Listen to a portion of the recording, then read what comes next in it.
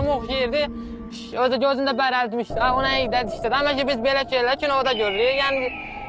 Yəni rayona zombi gəlir. Vələ ki Nazamiyə zəng edeyim. Alın Nazım əmi.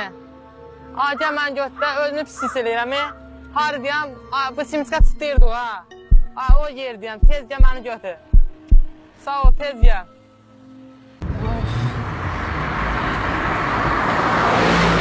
Ne oldu Sinan? Ne işliyorsun sen? Bilmem ne təsdir. Dur yaşına. Ehtiyat ol. Sen farklı göstersen, sana nasıl olur? Allah tökmeyesin abi, neydi başıma geldi benim. Tez otur, tez. Geç öne biraz ara otur.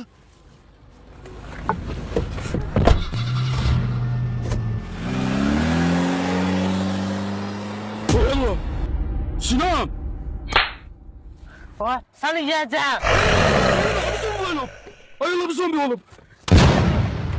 Ayağına kalk. Yiyəcəm. Ay, axır ki gəldim vətənimə. Doğma Azərbaycanım, gözəl Azərbaycanım. Ay, nə gözəl kəndim var ha mənim. Bundan sonra istəyirəm, buranı mən alam. Qəşəng burada istirahət mərkəzi, yaşamaq üçün yurt yeri qururam burada mən.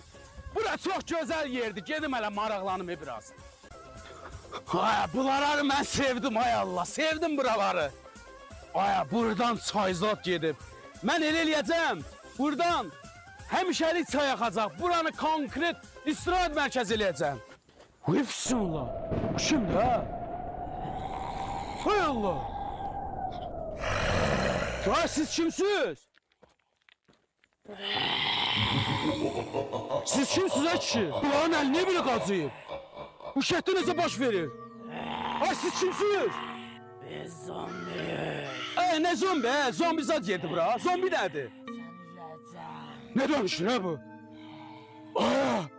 Mən o vaxt kinoda baxırdım zombi adamı yiyənlər. Bu nədir? Bu boyda başılar. Bərbərəzada getmirsən sən? Oy Allah, mən bir də burada qalım mənim. Oy Allah. Oy dedi oy Allah. Oy mən bu boyda Azərbaycan. Bu uşaq kimdir yolda? O kimdir? Bu niyə aşağı gedir? Bu uşaq dəlidir, yoxsa xəstədir. Saxla bir dənə saxla. Saxla görə bu niyə bilmir? Düşüb su vermə yazıqdır ya. Ay uşaq, sən kimsən, nə etsən burada? Mən kiməm? Necə yan kimsən? Sən kimsən? Mən insanam, gəlmişəm sənə su verirəm.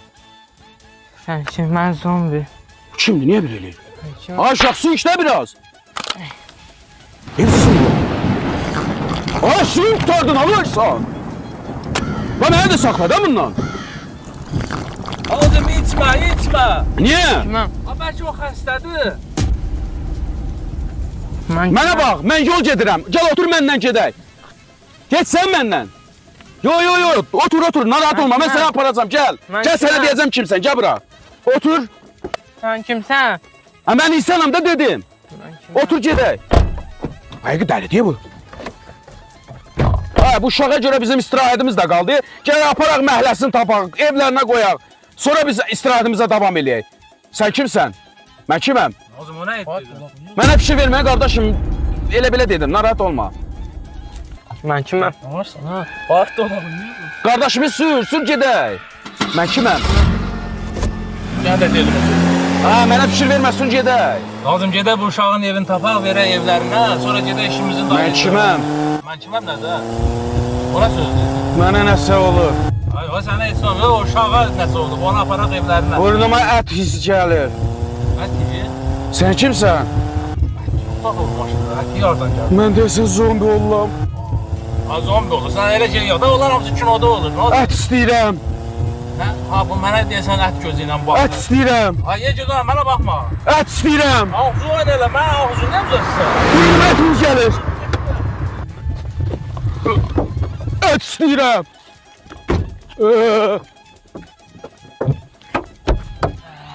Ət istəyirəm, ət. Ət istəyirəm, ət.